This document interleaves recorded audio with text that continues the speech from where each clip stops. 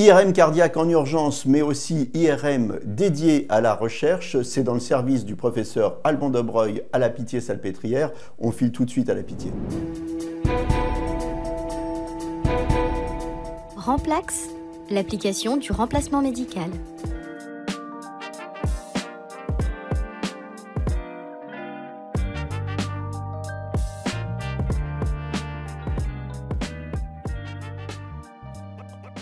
Alors ici, on a l'Institut de cardio de la Pitié-Salpêtrière. On est dans le service d'imagerie, de radiologie. Un service avec une originalité. Vous avez 3 IRM, dont une dédiée à la recherche. Okay, donc on va en parler plus tard dans l'interview. Mais d'abord, approche générale de l'IRM. Ici, ça va au-delà du diamètre. C'est ça, c'est exactement ça. C'est que historiquement, effectivement, au début, l'IRM essayait de faire un peu comme le scanner, c'est-à-dire de l'anatomie. Sauf qu'on s'est bien sûr rendu compte qu'il y avait deux grandes approches en IRM qui étaient très importantes et fondamentales et pour lesquelles l'IRM était vraiment l'outil de référence. C'était caractériser mieux le tissu lui-même, sa composition, et puis aussi le fonctionnel d'une façon générale. Donc c'est ce qu'on essaye d'utiliser dans tous les contextes, y compris des contextes urgents. Tissu, fonctionnel, flux, enfin... Tout à fait. Donc y compris en urgence. Urgence, donc urgence cardiaque, urgence anévrisme. On va d'abord parler des urgences cardiaques en IRM. Alors oui, un des problèmes et un des intérêts vraiment très importants d'avoir des plateaux techniques dédiés, c'est de pouvoir accéder à l'IRM cardiaque en urgence. On sait que ce n'est pas forcément très facile sur l'ensemble du territoire. On essaye de développer ça. L'idée, c'est qu'aujourd'hui, un jeune qui arrive avec un tableau où il a une douleur thoracique et où il a une élévation des enzymes cardiaques, donc de la nécrose myocardique, il faut absolument qu'on sache s'il s'agit d'un infarctus du myocarde ou il s'agit essentiellement d'une myocardite. Et donc ça, c'est une problématique de tous les jours aujourd'hui. Et il faut absolument être capable de faire ça. Et donc, on utilise pour ça, effectivement, l'IRM en lien avec l'unité de soins intensifs de la Pitié-Salpêtrière pour pouvoir répondre sur des bases d'urgence à cette question fondamentale. Prise en charge radicalement différente, pronostic radicalement différent et diagnostic parfois très difficile puisqu'il existe d'authentiques infarctus à coronaire dites normales, en coronarographie, voire encore au scanner. Et il existe également des myocardites parfois qui prennent vraiment l'allure d'un infarctus du myocarde. L'utilisation de l'IRM en urgence, c'est devenu, bon, c'est de la routine chez vous, mais ça a été un changement de philosophie aussi. Ça a été complètement un changement de philosophie, un changement d'organisation, puisqu'on a été obligé de sacrifier des créneaux qui sont précieux pour pouvoir faire cette activité, et une organisation locale. On a la chance d'être vraiment à quelques mètres à la fois de l'unité de soins intensifs de cardiologie et de la réanimation médicale. Donc ça rend les choses assez fluides sur ce plan, mais c'est vrai que c'est aujourd'hui pour nous extrêmement important. Toujours en urgence, on a parlé de la pompe, on va parler un peu des tuyaux. Vous vous en servez aussi Alors on s'en sert aussi pour des décisions chirurgicales et notamment chez des patients qui ont cette épée de Damoclès terrible d'avoir un anévrisme de l'aorte. Quand on a un anévrisme de l'aorte, le drame c'est que on nous dit la seule chose qu'on peut faire c'est regarder la taille de l'anévrisme et on nous dit ça depuis des décennies et des décennies. Et on sait que malheureusement on a plus de la moitié, pratiquement 60% des patients qui vont faire soit une dissection de l'aorte, soit une rupture aortique, souvent fatale avec des morts subites aortiques, alors même que leur diamètre est inférieur au seuil de chirurgie prophylactique de l'aorte.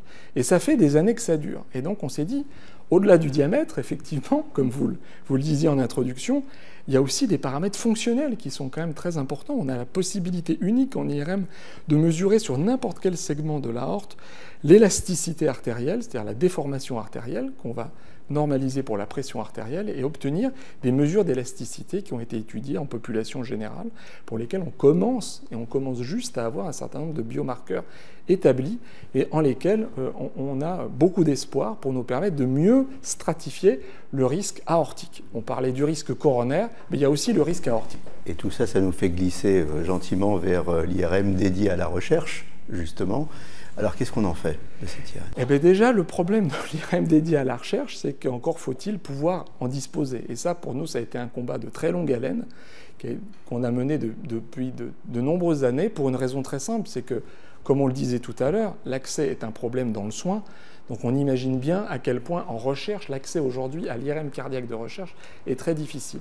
Et c'est aujourd'hui, pour la France, un énorme problème de perte de compétitivité scientifique qui a bien été mis en avant par les institutions concernées. Et donc ça, on a essayé de remédier à ça avec effectivement l'inauguration d'une IRM cardiaque entièrement dédiée à la recherche. Alors en revanche, on a beaucoup insisté, et comme vous avez pu le visiter tout à l'heure, comme vous le verrez sur les images, nos deux IRM sont au même endroit. C'est-à-dire que l'IRM de soins et l'IRM de recherche sont exactement la même, et on fait une véritable recherche translationnelle. C'est-à-dire que le matin, on peut faire soit un cœur ex vivo, soit un patient, un volontaire sain dans la recherche. On met au point, on teste une séquence, on valide une approche. L'après-midi, on peut immédiatement avoir un bénéfice, une translation chez le patient juste au-dessus. Donc ça a été notre philosophie avec cette IRM de recherche. Recherche toujours, vous allez établir des cohortes populationnelles. Je vois sur l'écran Iconic. Qu'est-ce que c'est Iconic ? Alors Iconic, c'est un projet qui est venu du fait qu'on s'est dit, bon, finalement, on a la chance dans les grands centres d'avoir beaucoup de cohortes de patients, avec des maladies, certaines très fréquentes, d'autres beaucoup plus rares. Donc ça, on a des patients. Et on a des tas d'outils extraordinaires, on en parlait tout à l'heure, le flux 4D, la fibrose interstitielle avec la cartographie T1 quantitative, l'œdème avec le T2, etc. Mais le problème, c'est qu'on n'a finalement pas du tout la connaissance de ces biomarqueurs en population générale, en tout cas en France, où il n'y a pas d'études populationnelles en IRM cardiovasculaire. Et d'une part, et deuxièmement, on n'a pas de données chez les sujets aux différents extrêmes de la vie, c'est-à-dire chez les très jeunes et chez les plus vieux. Et donc on s'est dit qu'il fallait absolument qu'on fasse, comme les Anglais ont fait la UK Biobank, la French Biobank, la première biobanque d'imagerie non invasive en utilisant de l'imagerie très avancée en France. Et donc, on s'est basé sur l'étude Constance, qui est la grande étude française épidémiologique, et on va donc des volontaires de cette étude Constance, qui ont déjà énormément de mesures épidémiologiques par ailleurs, mais pas d'imagerie. On va leur faire une imagerie extrêmement avancée. C'est ce qu'on va faire dans le cadre de ce projet. Pourquoi ?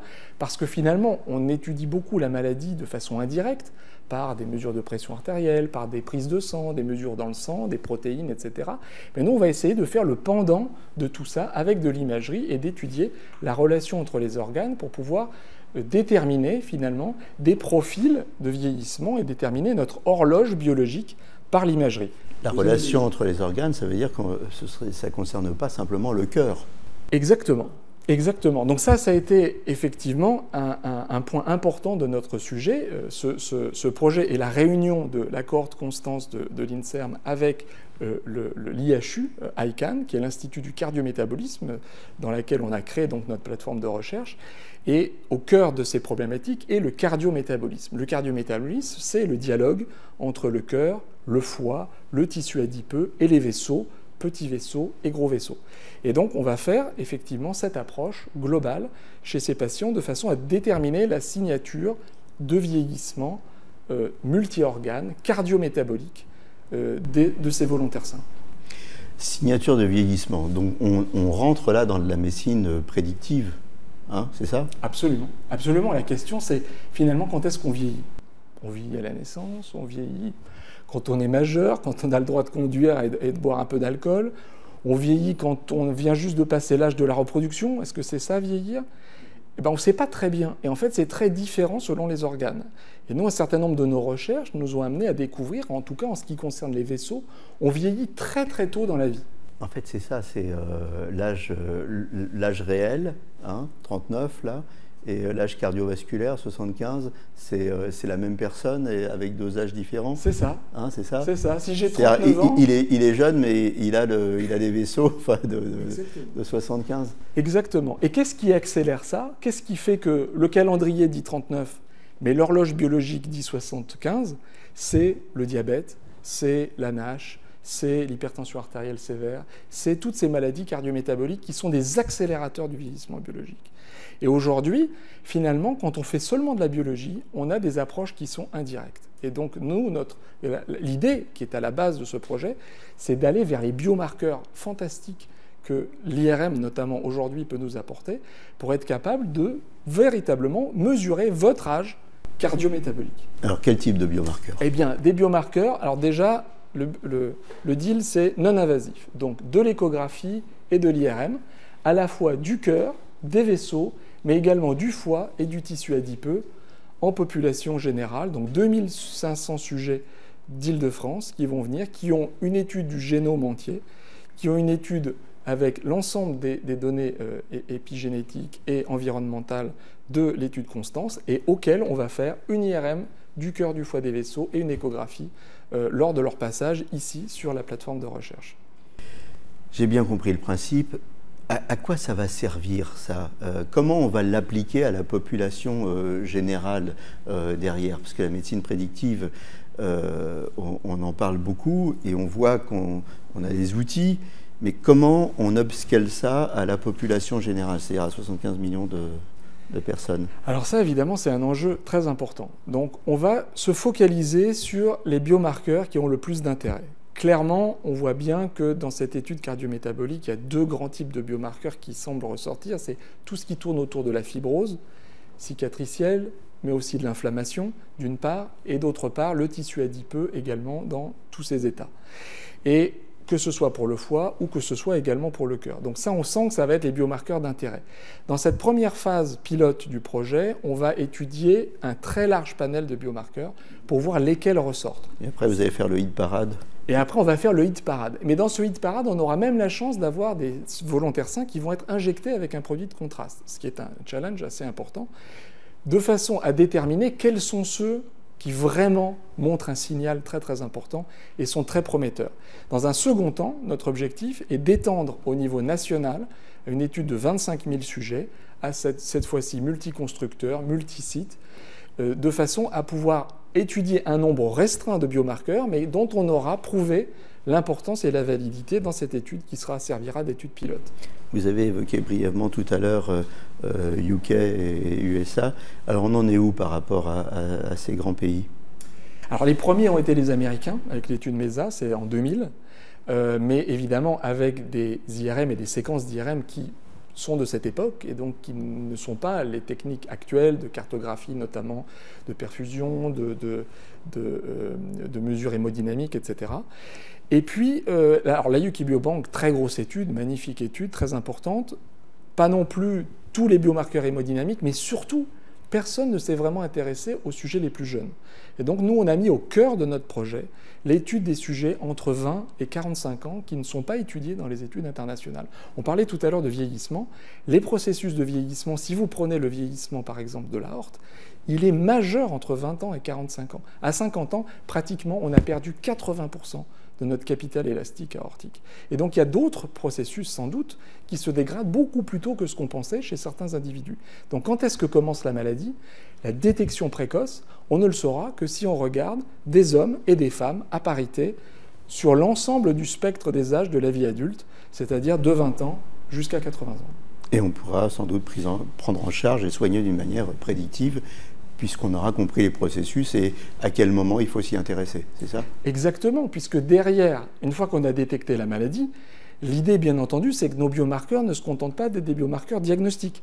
L'idée, c'est qu'on aille vers des biomarqueurs pronostiques et surtout des cibles thérapeutiques, c'est-à-dire, en tout cas, des critères de jugement dans des études. Aujourd'hui, en cardiologie, vous avez un très grand nombre de papiers qui utilisent des critères d'imagerie, notamment d'IRM, comme critères de jugement premier dans des études thérapeutiques, des études pharmacologiques ou des études instrumentales. Donc ça, aujourd'hui, ça devient vraiment au cœur de la recherche clinique au service du patient. Brièvement, on est à la fin de notre interview. Le planning, publication, fin de l'étude. Alors, début de l'étude en tout début d'année prochaine, fin de l'étude 4 ans plus tard, ce qui va vouloir dire 4 patients par jour, tous les jours, pendant ces 4 années. Et donc, j'espère des publications avant la fin de l'étude et puis ensuite de publications sur de longues années, puisqu'on aura des données sur 30 ans après le début de l'étude sur le suivi de ces patients. Bon, espérons que dans 30 ans, le JT de la radiologie sera encore là pour suivre.